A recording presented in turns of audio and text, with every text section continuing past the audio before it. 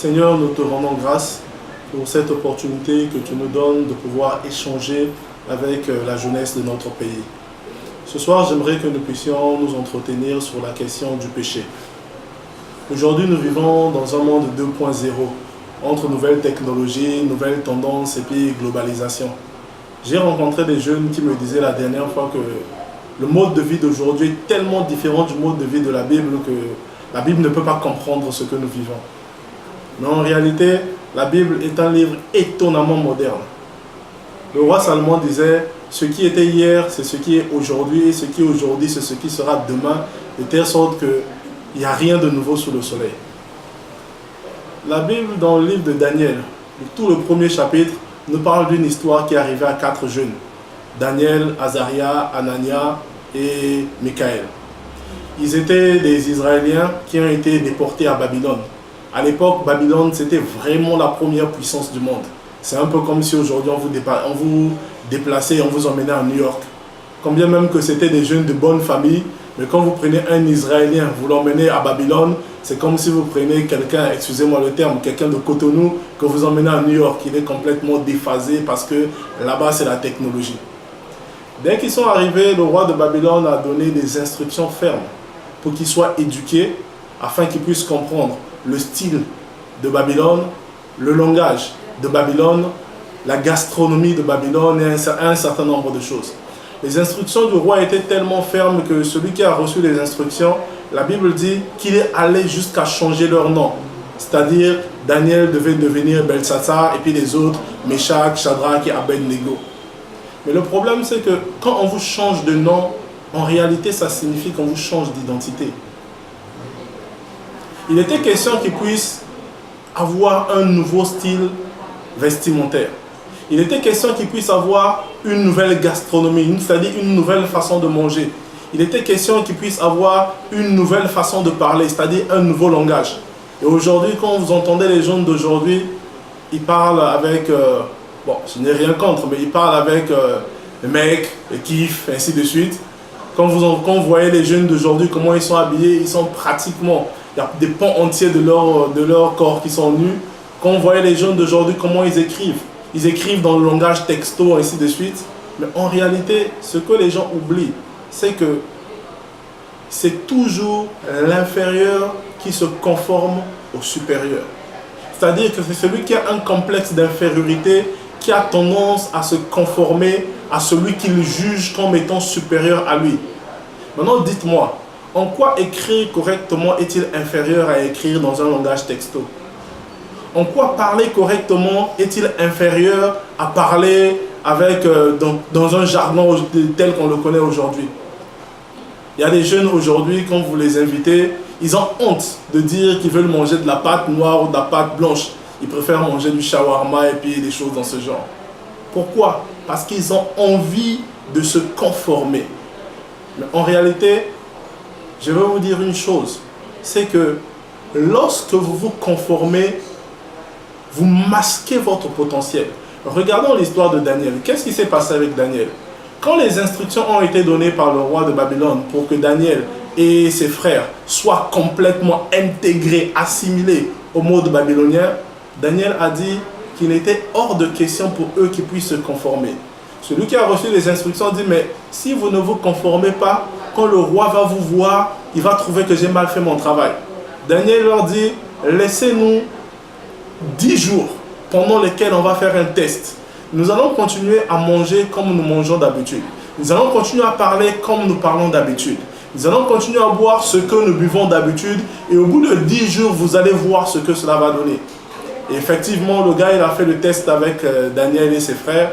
Au bout de 10 jours, il s'est rendu compte que la Bible dit que Daniel et ses frères avaient meilleure mine, avaient une plus belle présentation que toutes les personnes qui s'étaient conformées.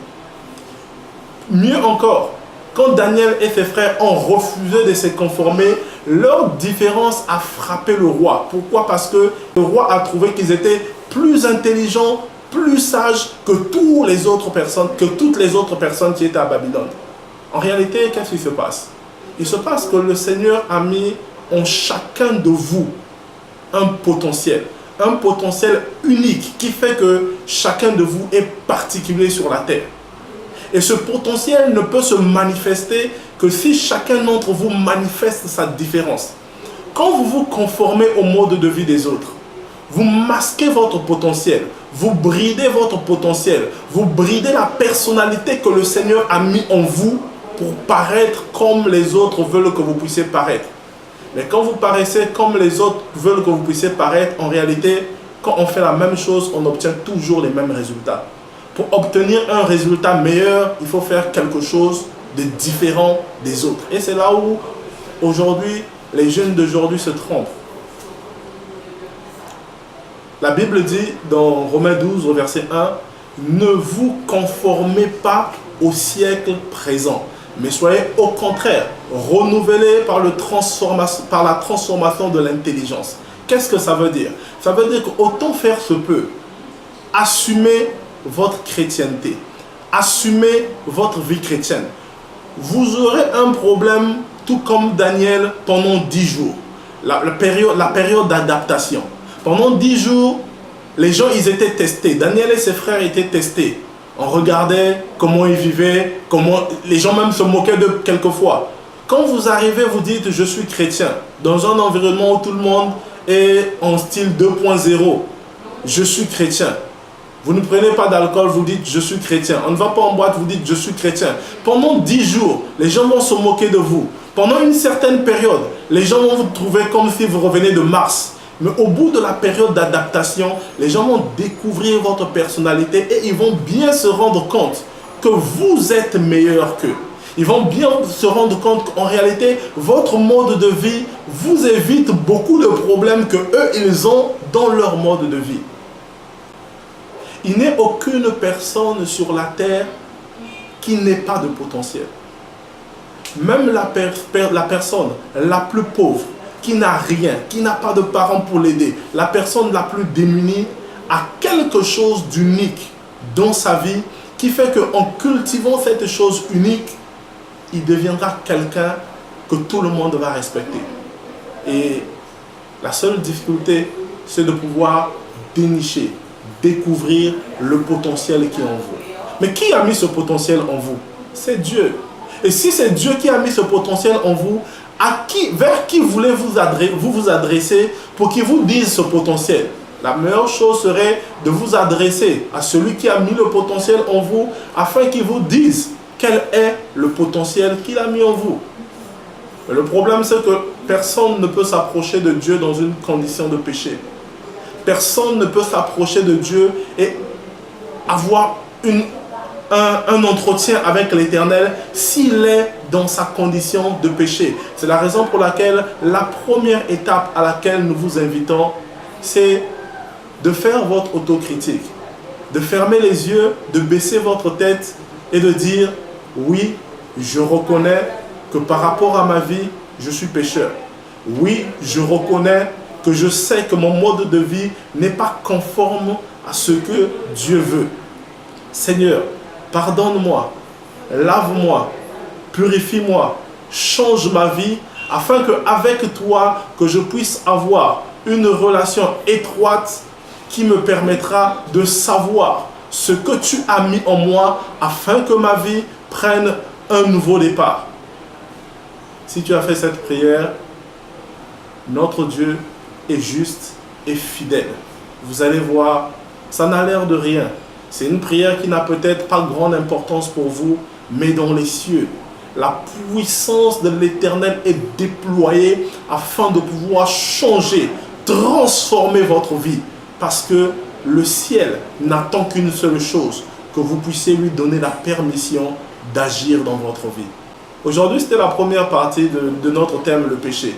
La semaine prochaine, nous allons parler de la deuxième partie, c'est-à-dire assumer sa chrétienté.